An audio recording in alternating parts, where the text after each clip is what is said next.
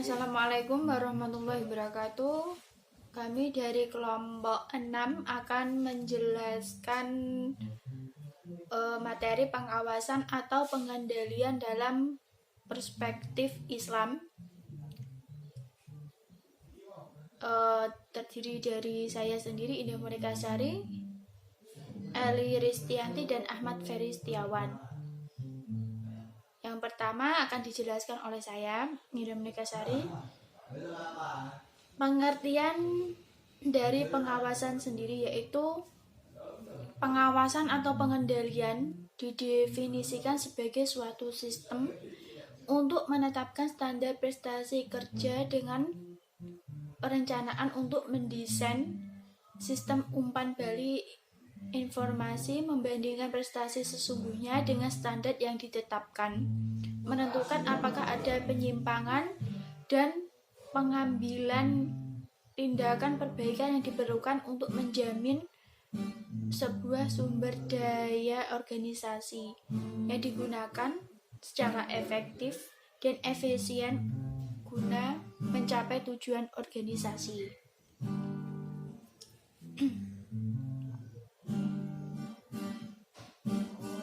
Persyaratan pengawasan digolongkan menjadi dua, yaitu pengawasan yang membutuhkan suatu perencanaan dan kedua pengawasan yang membutuhkan suatu struktur organisasi. Yang selanjutnya yaitu pengawasan dalam pandangan Islam. Apa sih pengawasan dalam pandangan Islam itu? Dalam pandangan Islam, pengawasan itu dilakukan untuk meluruskan yang tidak lurus dan mengoreksi yang salah dan membenarkan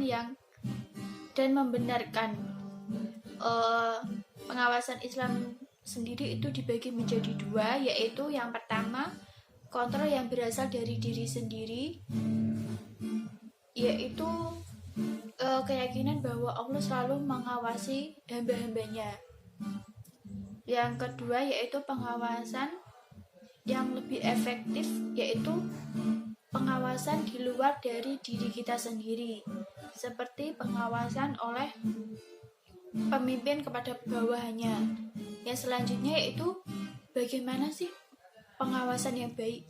Pengawasan baik adalah pengawasan yang sudah terstruktur sebuah program di dalamnya.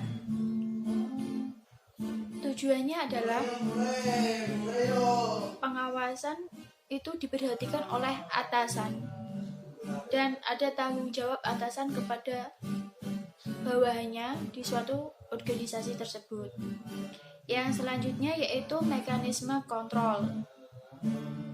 Dilakukan cara pengawasan langsung seorang manajer kepada bawahannya.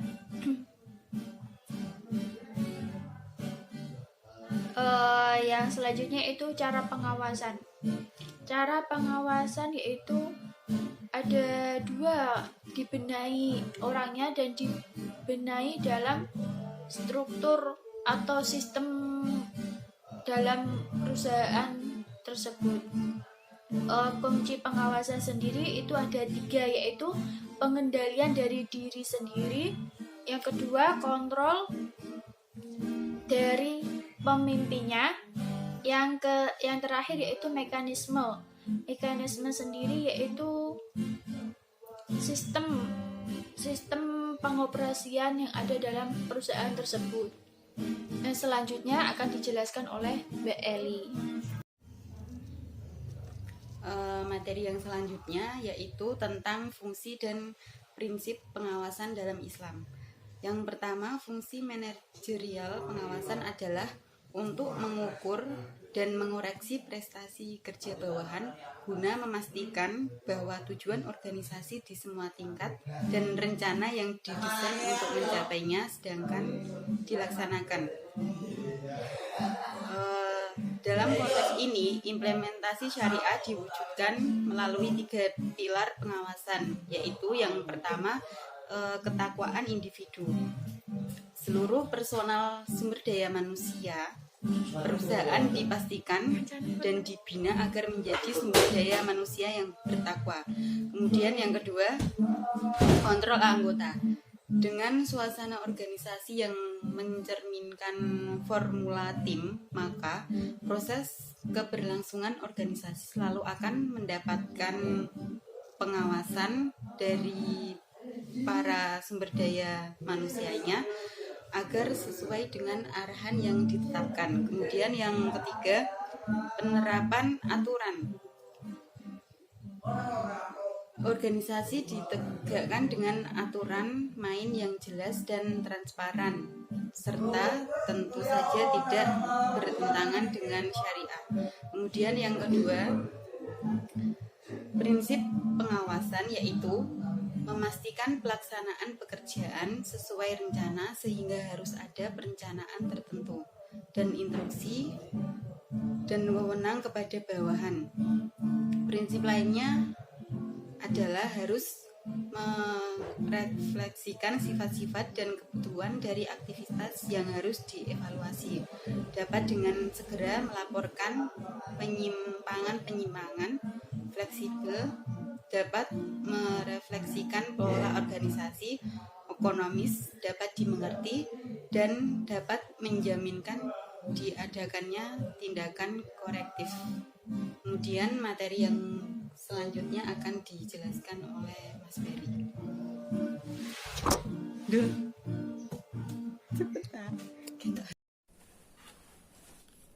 Oke, saya akan melanjutkan dari penjelasan Mbak Eli. Selanjutnya itu C. Contoh mekanisme pengawasan Bank Indonesia terhadap bank syariah. Pada dasarnya Bank Indonesia itu sebagai bank sentral itu memiliki 3 tugas. Yang pertama itu menetapkan dan melaksanakan kebijakan moneter. Kebijakan moneter ini contohnya itu menjaga nilai rupiah di mata uang mancanegara. Yang kedua itu mengatur dan menjaga kelancaran sistem pembayaran, dan yang ketiga mengatur dan mengawasi bank-bank yang ada di Indonesia. Dalam rangka melaksanakan tugas Bank Indonesia menurut ketentuan pasal 24 Undang-Undang Nomor 23 Tahun 1999 tentang Bank Indonesia. Bank Indonesia itu menetapkan peraturan, memberikan dan mencabut izin atas kelembagaan dan kegiatan usaha tertentu dari bank. Menurut ketentuan pasal 29 ayat 1 UU Perbankan, kegiatan pembinaan dan pengawasan bank dilakukan oleh Bank Indonesia itu sendiri. Pengertian yang dimaksud dalam pembinaan ini adalah upaya-upaya yang dilakukan dengan cara menetapkan peraturan yang menyangkut aspek kelembagaan dan dengan kegiatan-kegiatan operasional bank tersebut. Contohnya itu kepemilikan, kepengurusan, kegiatan usaha, pelaporan, aspek-aspek lain yang berhubungan dengan bank itu sendiri. Dalam rangka melaksanakan pengawasan, Bank Indonesia itu menetapkan peraturan, memberikan, mencabut izin atas kelembagaan dan kegiatan usaha tertentu, melaksanakan pengawasan bank serta mengenakan sanksi terhadap bank sesuai dengan peraturan perundang-undangan. Di samping itu, Bank Indonesia berwenang menetapkan ketentuan perbankan yang memuat prinsip kehati-hatian, di mana prinsip kehati-hatian tersebut bertujuan untuk memberikan rambu-rambu bagi penyelenggaraan kegiatan usaha perbankan itu sendiri. Guna mewujudkan sistem perbankan yang sehat, oleh karena itu peraturan-peraturan di bidang perbankan yang ditetapkan oleh Bank Indonesia itu harus didukung oleh penerapan sanksi-sanksi yang adil. Berkaitan dengan kewenangan di bidang pengawasan sesuai ketentuan pasal 26 UU nomor 23 tahun 1999 tentang perbankan, yaitu pemeriksaan terhadap bank yang dilakukan oleh akuntan publik tersebut merupakan pemeriksaan setempat sebagai pengejawantahan dari pendelegasian wewenang Bank Indonesia selaku otoritas pembina dan pengawasan bank. Maka dari Bank Indonesia menjalankan upaya dengan cara menetapkan peraturan yang menyangkut aspek kelembagaan, kepemilikan, kepengurusan, kegiatan usaha, pelaporan, serta aspek lain yang berhubungan dengan kegiatan operasional bank itu sendiri. Materi yang termuat dalam peraturan Bank Indonesia tersebut pada dasarnya ketentuan-ketentuan perbankan yang mengarahkan terlaksananya prinsip kehati-hatian dengan tujuan untuk memberikan rambu-rambu bagi penyelenggara jasa perbankan dalam menjalankan kegiatan usahanya sehingga tercapai sistem perbankan yang sehat. Selanjutnya yang pertama, garis besar tentang Dewan Pengawasan Syariah. Dalam konsideran keputusan Mahkamah Agung Republik Indonesia nomor KMA /080/SK/Romawi 7/2006 huruf A disebutkan bahwa pengawasan merupakan salah satu fungsi pokok manajemen untuk menjaga dan mengendalikan agar tugas-tugas yang harus dilaksanakan dapat berjalan sebagaimana mestinya sesuai dengan rencana dan aturan yang berlaku. Agar peraturan perundang-undangan yang mengadopsi prinsip-prinsip dapat dijalankan dengan baik, maka DSN-MUI perlu membentuk Dewan Pengawasan Syariah atau DPS di setiap lembaga keuangan syariah. Tujuan pembentukan DPS ini apa? Ialah untuk menjalankan fungsi pengawasan terhadap aspek syariah yang ada dalam perbankan. Meskipun secara teknis pengawasan perbankan syariah tetap menjadi wewenang Bank Indonesia. Dewan Pengawasan Syariah merupakan pihak terafiliasi dan bagian dari bank. Menurut Gunadi Gunan Praja, Dewan yang melakukan pengawasan terhadap prinsip yang dipakai dalam menjalankan kegiatan usaha bank syariah secara independen. Yang kedua itu peran Dewan Pengawas Syariah. Dewan Pengawas Syariah memiliki peranan penting dalam sebuah lembaga bank.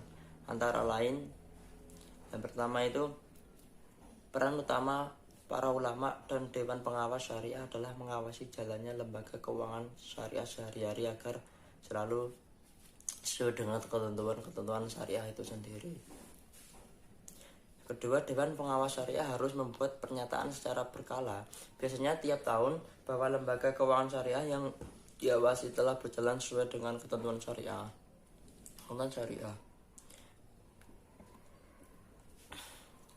Yang ketiga itu Dewan Petugas Syariah bersama komisaris dan direksi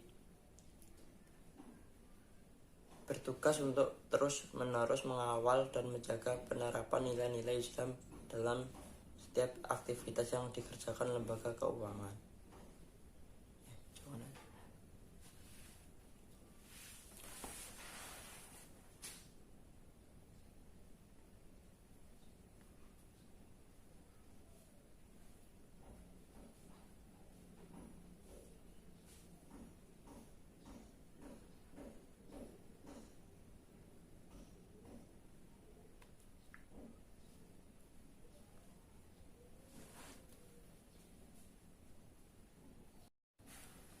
Yang kedua, peran Dewan Pengawas Syariah. Dewan Pengawas Syariah memiliki peran yang penting dalam sebuah lembaga bank. Antara lain, pertama peran utama para ulama dan Dewan Pengawas Syariah adalah mengawasi jalannya lembaga keuangan syariah sehari-hari agar selalu sesuai dengan ketentuan syariah itu sendiri. Yang kedua, Dewan Pengawas Syariah harus membuat pernyataan secara berkala. Biasanya pernyataan berkala ini tiap tahun, bahwa lembaga keuangan syariah yang diawasinya telah berjalan sesuai dengan ketentuan syariah. Ketiga, tugas lain Dewan Pengawas Syariah adalah meneliti dan membuat rekomendasi produk baru dari lembaga keuangan syariah yang diawasinya. Yang selanjutnya, Dewan Pengawas Syariah bersama komisaris dan direksi bertugas untuk terus-menerus mengawasi dan menjaga penerapan nilai-nilai Islam dalam setiap aktivitas yang dikerjakan lembaga keuangan syariah. Dan yang terakhir, DPS juga bertugas untuk melakukan sosialisasi kepada masyarakat tentang lembaga keuangan syariah melalui media-media yang sudah berjalan dan berlaku di masyarakat seperti contohnya khutbah, majelis taklim, pengajian-pengajian maupun melalui dialog rutin dengan para tokoh agama dan tokoh masyarakat itu sendiri. Oke. Sekian dari presentasi dari kelompok kami. Selanjutnya akan dilanjutkan dengan sesi tanya jawab. Dibuka.